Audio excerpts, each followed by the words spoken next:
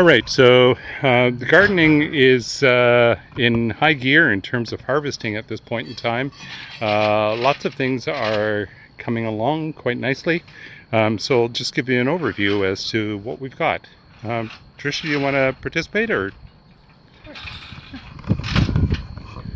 point out the features? So The rhubarb. the rhubarb is coming. So since it was a new plant, it's kind of late in its growing. And And next what have to we done? that Yep. is onions. So yeah, they had a bit of a hard start with all the weeds and everything that with us not being here. So they're better on that end because that end got weeded at one critical moment in time. And then my lovely sunflowers, and that's just basically just having beauty also in a garden. But we can use the seeds for birds and that kind of stuff as Yeah, well, right? We'll leave them out for the birds. The bees are really liking it. So, and there's a few squashes in between that did survive. There you can see one there. Yeah. You want to talk a little bit about what we've done with the tarps? Well, at the beginning of the season, again, because we weren't here often, our carrots didn't germinate. So the whole couple rows got covered with weeds, and so yeah, we have cut them down, and now we put the tarp over it. So hopefully over the winter they will become compost and start our bedding process again in the spring. And the outside row? The outside row, we just finished that one. Yeah, so we hadn't quite finished this bed, doing the startup of the no dig on this bed. So we ended up using topsoil from the back where the house is being built, and took some of the good topsoil there, finished off this bed here, and so we'll be ready again in the spring. Maybe this might be where we plant garlic in the fall.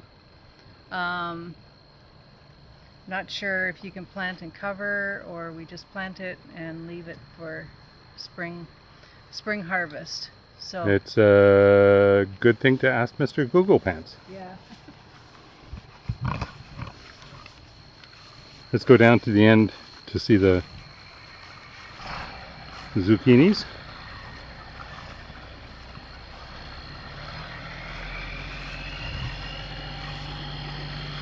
There goes Ron. He's loaded up his backhoe. Going to be taking off. Zucchini plants have been actually pretty productive in the last little while. Yeah, they're tapering off a little bit now.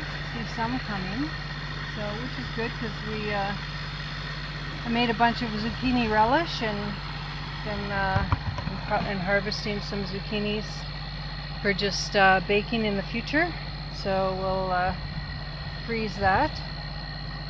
And the pepper But plants? our pepper plants, they're nice and green, but there's no flowers, there's no peppers. So I have no idea what the problem is.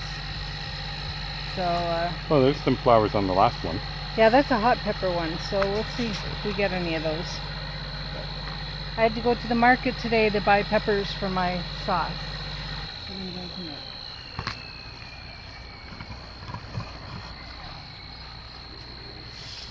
So in here we have still a lot of kale. The kale's growing well. Got curly leaf kale and flat leaf kale, and then we have a bunch of cabbages. So hopefully they're doing okay. They are getting some heads in there.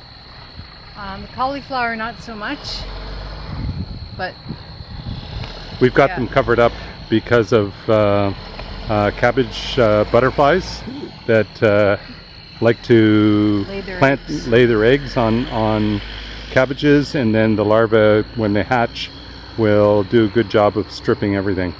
So we want to avoid that. So it's just a physical barrier. And then we have potato plants. So they're looking about ready to harvest. They're dying off on the top, so apparently that's when we can harvest them. So We've had some small little ones. Well, you can see one here. Yeah, and those little ones you have to watch out for. If they get green, then it gets this. If they get covered by the sun. Or, no, if they get, they start photosynthesizing. Yeah, then this chemical that's not really makes them really bitter. So you kind of have to cut them off to eat them. The peas are good. We have to do another picking of peas. Yeah, no kidding. Looks like quite a few again. Yeah. Not too many on the peas here, peas. the snow peas. But the snap peas. The snap peas at the back, the taller ones, look much better. And there's lots and lots hanging there that you can see. Yeah. And then our big success story. Swiss chard. Yeah. Look at that. So I have to start freezing the Swiss chard. And, lots of it. Yeah, we have these beautiful purple beans. And they're really good. And so I've actually French cut some of the beans as well too, because they're quite long and flat, so they're good for that.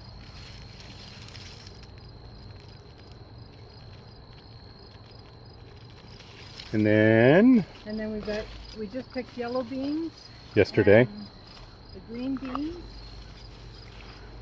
and we got 21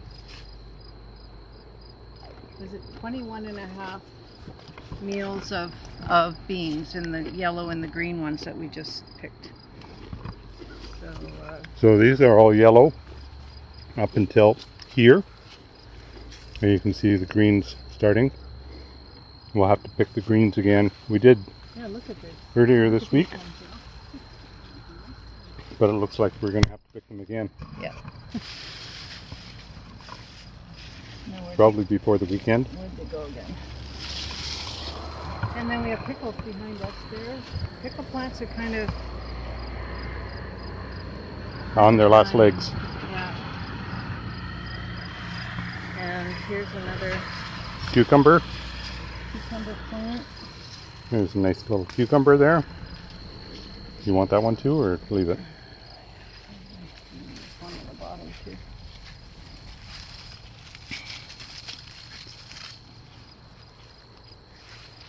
And we have our English cucumbers. Oh, there's one coming.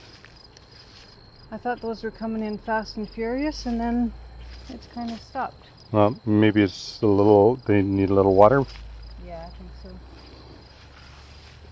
And then we have some slicing cucumbers. There's one there. Yeah, I think we'll just leave it for the time being. I don't want them to get these ones are using for pickles. And then these are the green beans still. There's quite a few back here. Yeah, and I just picked them. I just picked them. They love the hot weather. And then another success story, our tomatoes. They are just growing by leaps and bounds and starting to become ripe. You can see some ripe ones there. Yeah, so these are Roma? Amish sauce tomatoes, so a type of Roma. So that I'm gonna make some sauce and either can or freeze them. And then here we have a neat variety that is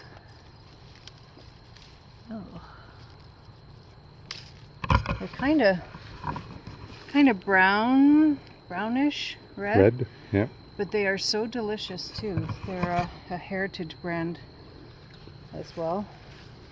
We gotta pick them.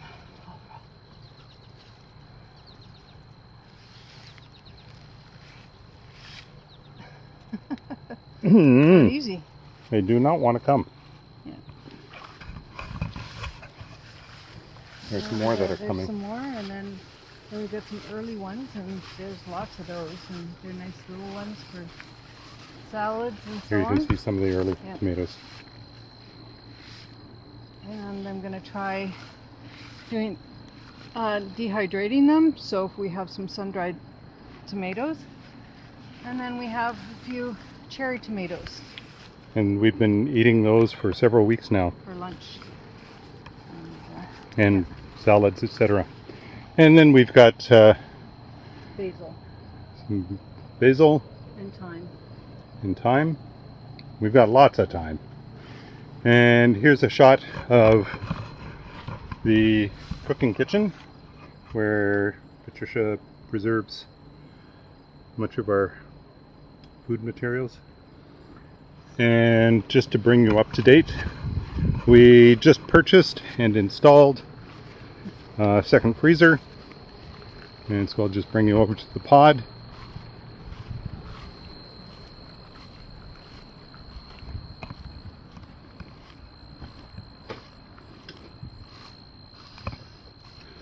So now here's the original freezer, and as you'll be able to see, it's chock full, mostly beans on the top.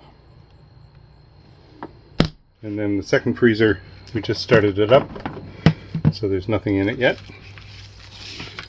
but we'll be able to store lots of materials in there. Good. Right, so now I'm going to be signing off for the day.